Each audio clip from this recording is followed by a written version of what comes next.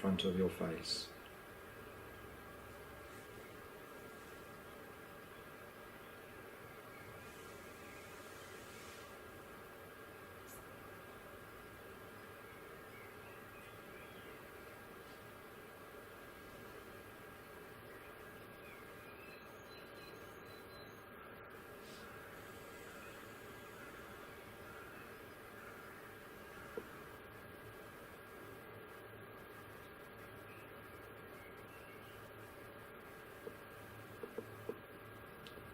And next, imagine the selfish, self-cherishing attitude as a small black rock in the center of your chest.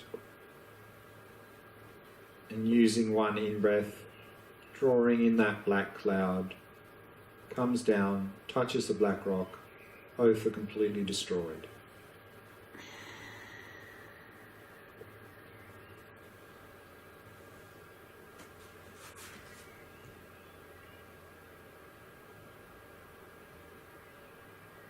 And now see this person is free of that problem and suffering. Take joy in this.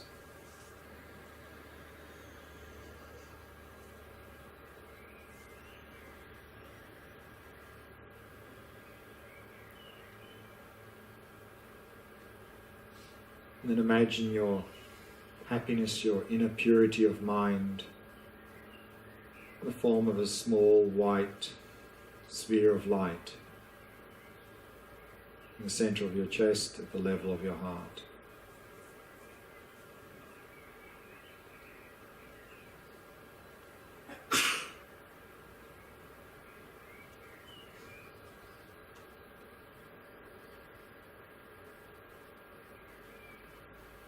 And breathing out the light of loving kindness, sending to them whatever they need to be happy.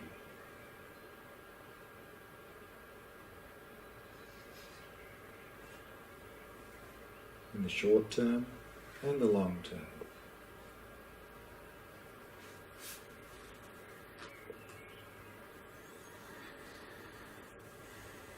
May you be truly well and happy.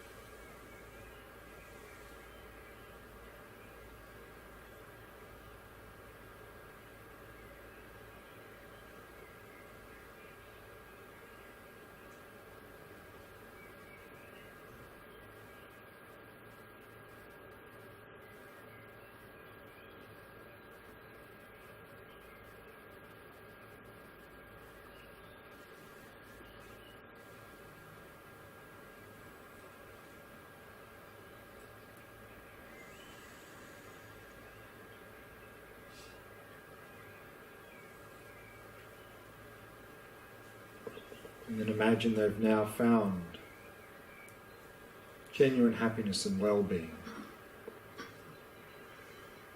And take delight in this.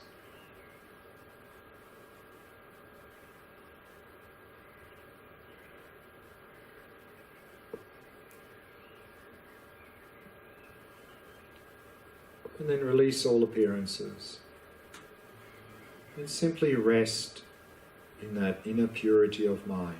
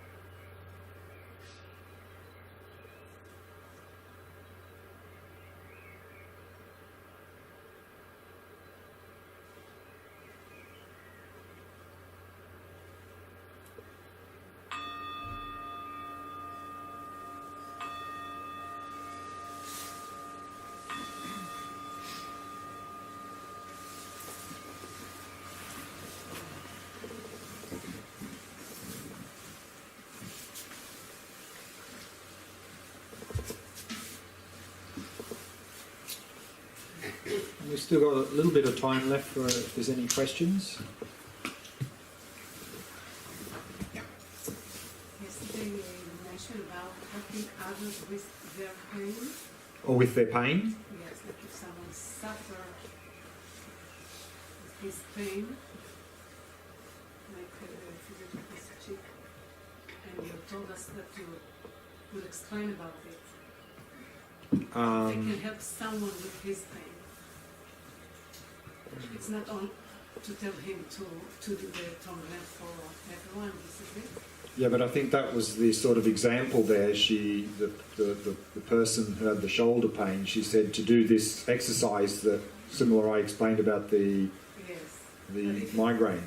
If it doesn't accept it, like if I want to help someone that is painful right now. Yeah, I think one thing to do, of course, if it's a situation that can't be remedied through medication or something, is to help them to reduce the amount of aversion, to practice acceptance more.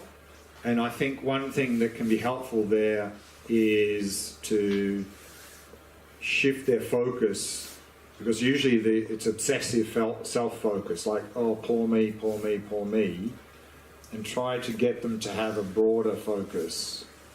I mean, one, of course, is in terms of, this is not going to last forever. So one of the things is the idea that this too shall pass. I remember when I was young and I was having some painful situation,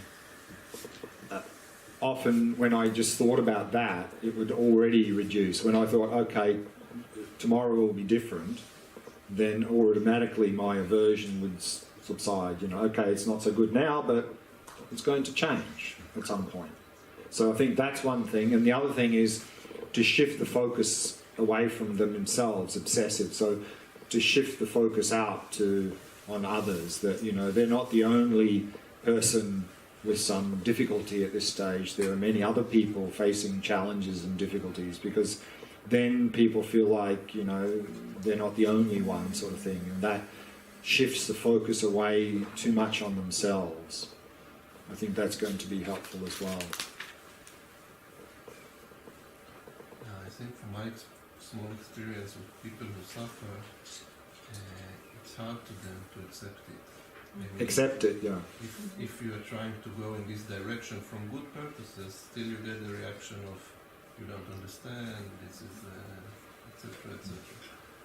So I don't know. Yeah, I mean, of course, they have to acknowledge, accept that. Of course, that's the first step. But it's hard to suggest it. To suggest it, yeah, if they're in denial.